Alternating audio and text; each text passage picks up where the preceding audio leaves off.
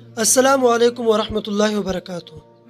ناظرین، حضرت خضر علیہ السلام کے ساتھ ایک دفعہ ایک ایسا عجیب واقعہ پیش آیا کہ جس نے حضرت خضر علیہ السلام کو کئی سالوں تک ایک شخص کا غلام بنا کے رکھا۔ ہوا کچھ اس طرح کہ ایک دفعہ حضرت خضر علیہ السلام بنی اسرائیل کے بازار میں چلے جا رہے تھے کہ ایک غلام شخص نے آپ کو دیکھا۔ اس نے پیچھے سے بھیک مانگنے کے لیے صدا لگائی کہ مجھ پر کچھ صدقہ کرو، اللہ آپ کو برکت دے۔ حضرت خضر علیہ السلام نے فرمایا کہ میں اللہ پر ایمان لایا، لیکن میرے پاس ایسی کوئی چیز نہیں جو میں تجھے دے سکوں۔ فقیر نے پھر صدا لگائی کہ میں تجھ سے اللہ کی ذات کے طفیل سوال کرتا ہوں، کیونکہ جب آپ نے مجھ پر صدقہ نہیں کیا تو میں نے آسمان کی طرف نظر کی تو میں نے آپ کے پاس برکت پہچان لی۔ خضر علیہ السلام نے فرمایا کہ میں اللہ پر ایمان لایا، میرے پاس کوئی ایسی چیز نہیں جو تجھ کو دوں مگر تو مجھے لے لے اور بازار میں فروخت کر دے۔ مسکین نے کہا، کیا یہ بات درست ہے؟ حضرت خضر علیہ السلام نے فرمایا کہ بالکل، میں تجھ کو حق ہی کہتا ہوں کیونکہ تو نے عظیم ذات کے طفیل مجھ سے سوال کیا ہے، پس میں ہرگز اپنے رب کے ذات کے نام کی لاج کو نہ چھوڑوں گا، تو مجھے فروخت کر ڈال۔ حضور اقدس صلی اللہ علیہ وسلم نے فرمایا کہ پھر اس مسکین نے ان کو بازار لے جا کر 400 درہم میں فروخت کر دیا، اور آپ خریدار کے پاس ایک زمانہ یوں ہی بغیر کسی کام کاج کے فارغ رہے۔ ایک دن اپنے مالک سے کہا کہ آپ نے مجھے کسی بلائی کے کام کے لیے ہی خریدا ہوگا، تو مجھے کسی کام کا حکم کیجیے۔ مالک نے کہا، مجھے ناگوار لگتا ہے کہ میں آپ پر بوجھ ڈالوں، کیونکہ آپ ایک سن رسیدہ شیخ اور بزرگ ہیں۔ فرمایا، مجھ پر بالکل بوجھ نہ ہوگا۔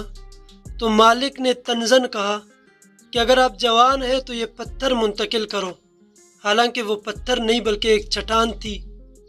وہ پتھر ایک دن میں 6 آدمیوں کے بغیر منتقل نہ کیا جا سکتا تھا۔ خیر، پھر مالک اپنی کسی ضرورت کے لیے جب باہر نکلا اور واپس آیا تو دیکھا کہ پتھر اپنے ہی وقت میں منتقل ہو چکا تھا۔ مالک نے کہا کہ بھئی، آپ نے تو بہت اچھا کیا اور خوب کیا اور ایسی طاقت دکھائی جس کی مجھے امید نہ تھی۔ ایک دن مالک کو جب سفر درپیش ہوا تو حضرت خضر علیہ السلام نے فرمایا کہ مجھے کوئی کام سونپتے جاؤ۔ مالک نے پھر کہا کہ مجھے ناگوار لگتا ہے کہ میں آپ پر مشقت ڈالوں۔ آپ نے فرمایا کہ مجھ پر کوئی مشقت نہ ہوگی۔ تو مالک نے کہا کہ میرے گھر کی تعمیر کے لیے اینٹیں بناؤ۔ جب وہ آدمی سفر پر چلا گیا اور واپس آ کر دیکھا تو عمارت تعمیر شدہ پائی۔ مالک مارے تعجب کے گویا ہوا کہ میں اللہ کے نام سے آپ سے سوال کرتا ہوں کہ آپ کا راستہ کیا ہے، آپ کون ہیں اور آپ کی کیا حقیقت ہے؟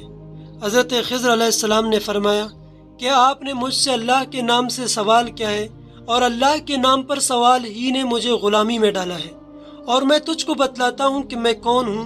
میں وہی خضر ہوں جس کے متعلق تو نے سنا ہوگا کہ مجھ سے ایک مسکین نے سوال کیا تھا، لیکن میرے پاس کچھ نہ تھا جو میں اسے دیتا۔ پھر اس نے اللہ کے نام سے سوال کیا تو میں نے اپنی جان پر اس کو قدرت دی کہ مجھے فروخت کر دے، تو اس نے مجھے تیرے ہاتھوں فروخت کر دیا۔